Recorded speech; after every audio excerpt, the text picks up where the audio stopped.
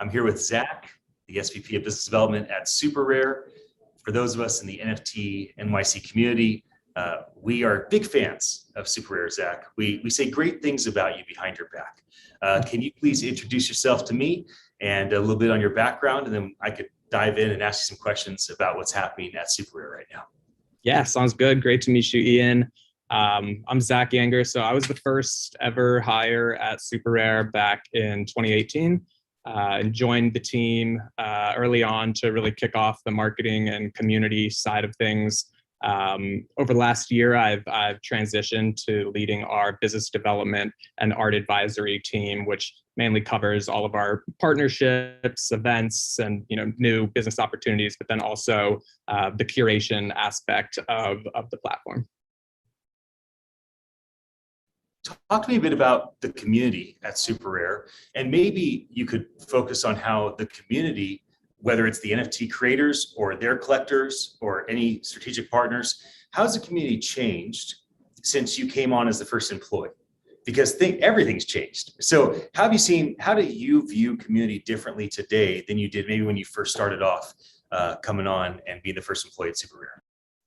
For sure, yeah. So, SuperRare's community, I think, is one of the best things about SuperRare. It's one of the most passionate and innovative communities in the entire space. I think times have changed significantly since we launched SuperRare back 3 years ago. In the beginning, the community was a small number of artists collecting each other's works. Maybe one or two collectors would swing by here or there, but as we've seen over the last year, especially, NFTs going mainstream, the collector and artist community has grown significantly on SuperRare over the last year. We're onboarding more artists than we ever have before, and now we're really working hard to further incentivize collectors in the space to get more involved in one-of-one collecting. Outside of that, our recent launch of our Rare Governance DAO token has expanded this community significantly, just because now there are more ways to interact with SuperRare outside of just collecting artworks.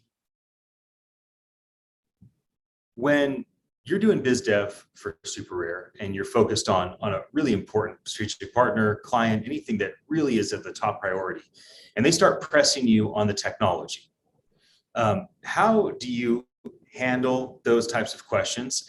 And what are the bright spots that you bring attention to? And what are the hurdles that you kind of manage those expectations so that they know, like, hey, this is where we're just really winning, and this is where we're still working toward progress? Yeah, for sure. So, I think one of the main differentiators about SuperRare is the fact that we're completely non-custodial.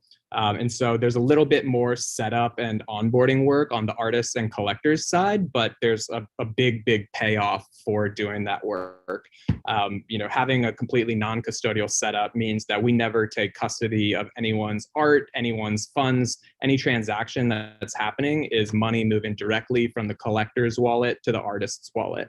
And so, why I think that that's so important is, when looking at SuperRare tokens, the provenance is everything. It's the story of the token. And on SuperRare, since all of the bidding is happening on chain, every single bid, every single trade, every single sale, every previous collector, it's all recorded in the history of the artwork. And so, it's a little bit more work involved for artists to have to set up a MetaMask and learn about Ethereum and learn about the technology. But at the end of the day, to really be able to leverage the full use of NFTs, and that's, artists being able to be paid instantly, all of the provenance being recorded on chain, tokens being able to be proved as authentic in the future. These are all things that can really only happen the right way when it's all taking place on chain. And so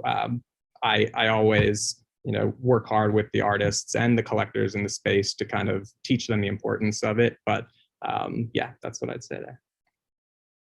So who is a good fit? Like, because I know that SuperRare, not only is it one of one, NFTs, but there's also a niche type of creator that you're going after. And it's not just one type of NFT creation. There's many different types, but there's a certain echelon of people that you're looking for. Do you want to give some kind of guardrails, some boundary lines, like, hey, if you are somewhere like in this sphere of artistry and creation, you have a community that's like this, we might want to talk. Like, do you have, is there something along those lines that you could let people know in advance? That way you don't get a bunch of inbound energy with like, this sounds great. And like, oh, you're not quite there. You got to build a bigger community on Discord. You got to show us that you have a real community that want to collect your stuff. So do you want to give some insight on that? Yeah, for sure. So really, at the end of the day, what's the most important to us when selecting artists is artists that have a fresh, unique style that feels all them. Like if you look across the NFT space and the tens of thousands of creators, there's a ton of people that are at the end of the day doing like the exact same thing. And if you look at all the artists that have really made it big and are crazy successful now, you see a Hackatao, you see a Ferocious, you see an XCOPY, you instantly know that that's them and their work because that's their style and that's their brand. And the artists that have that unique and identifiable style are the ones that we're really after. And so of course it's great to have a built-in community and to have real accolades in your experience, but the things we look at last are the size of your following. What really is the most important to us is the art, the style, having like a consistent look and feel, and bringing something new and fresh. We want to try and bring as many new creative styles to Super Rare as possible instead of just adding tons and tons of the same exact thing. And is it limited currently, and will it remain limited to only one-of-one art pieces, or are you allowing other types of art forms to come in, or will you? And because people, I imagine, have those types of questions.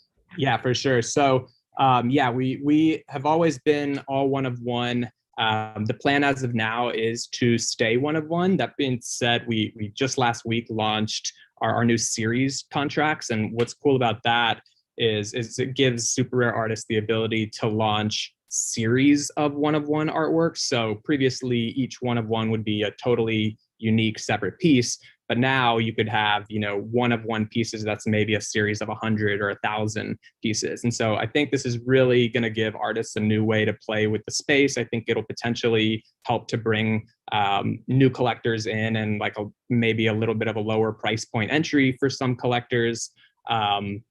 And outside of that, I think that there's really a lot that is happening on the side of our development team and new features that are coming out that will help artists continue to experiment with programmable art, with generative art.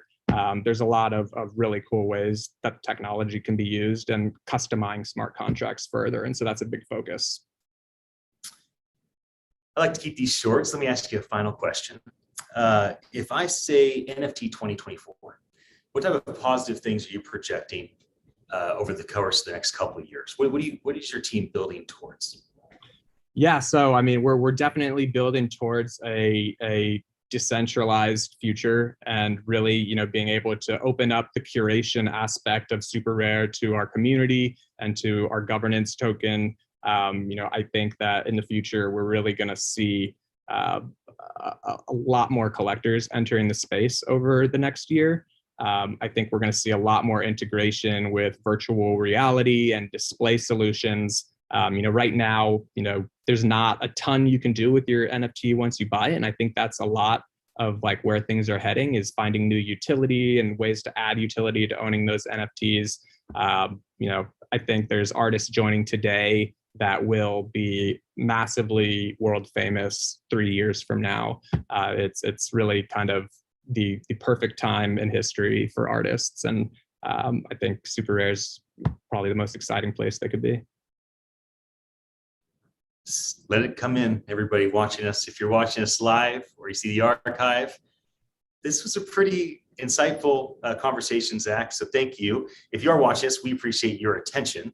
I have many of these today, so enjoy the ride. as I go from NFT leader to NFT leader. Zach, we're excited to have you speak at NFT NYC. For those that don't know me, my name's Ian Utilli. I'm one of the co-producers, and it's really fun to spend time, Zach, with you and your team and all of your peers. And I look forward to seeing you in New York very soon.